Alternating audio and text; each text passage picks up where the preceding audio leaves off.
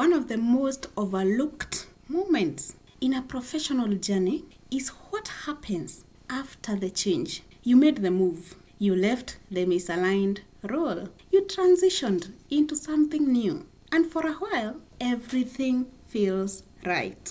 Lighter, more aligned, more natural. But then slowly, something begins to shift. The same patterns start to reappear.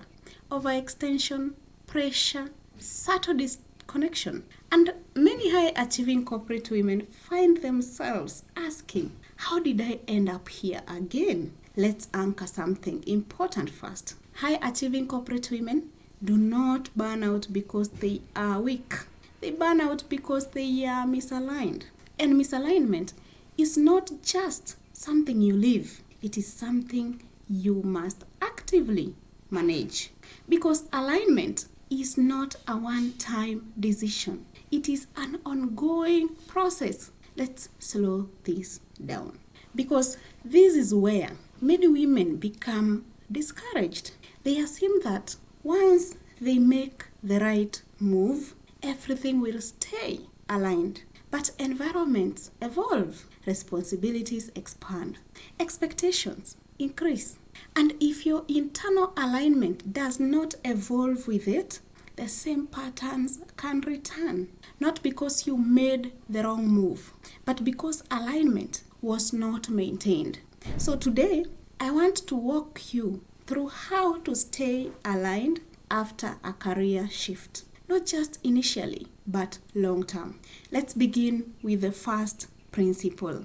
Alignment requires ongoing awareness. You cannot maintain alignment if you're not paying attention. Misalignment rarely appears suddenly. It develops gradually. Small adjustments, subtle compromises, unnoticed shifts. And over time, those small shifts accumulate. So the question is, are you aware of how you are operating? Are you noticing when something begins to feel off? Are you checking in with yourself regularly?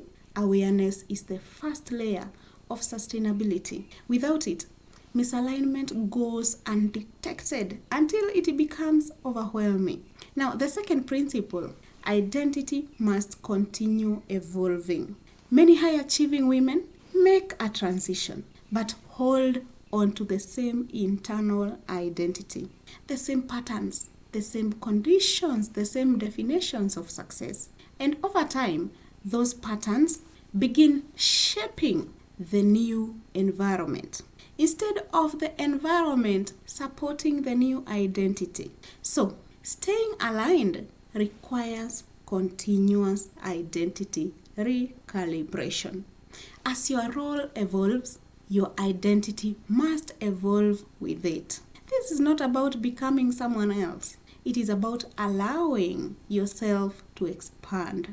Now, the third principle, protect your structure. This is where boundaries come in. Not as restriction, but as maintenance.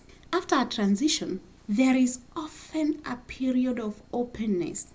You want to prove yourself. You want to contribute.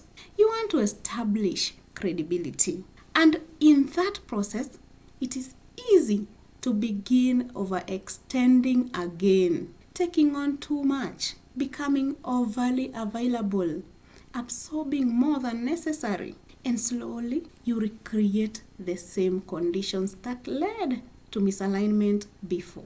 So structure must be intentional. Capacity boundaries, role boundaries, access boundaries, not just set once, but maintained consistently.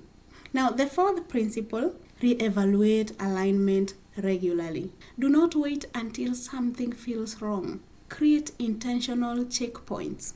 Ask, is this still aligned with who I am becoming? Am I operating in a way that feels natural? Or am I adjusting again? What has shifted? What needs to be recalibrated? Those questions keep you connected to your alignment instead of drifting away from it. Let me give you a metaphor. Think of alignment like physical fitness. You do not go to the gym once and expect to stay fit forever. It requires consistency, attention, adjustment. Some days require more. Some days require more effort. Some days require recovery. But the key is ongoing engagement. Alignment works the same way. It is maintained through consistent awareness and adjustment. Now, let's address something important. Many high-achieving women interpret returning misalignment as failure. They think, I thought I figured this out. I thought this was the right move. But alignment is not about getting it perfect. It is about staying responsive, recognizing when something shifts, and adjusting early before it becomes overwhelming. That is maturity, not failure. Now, let's connect this back to the RTS method, because this is where sustain becomes critical. Realign, you clarified your identity. Transition, you made the move. Sustain, you maintain that alignment over time through awareness, through boundaries, through recalibration, because without sustain, even the best transitions lose their effectiveness and patterns repeat.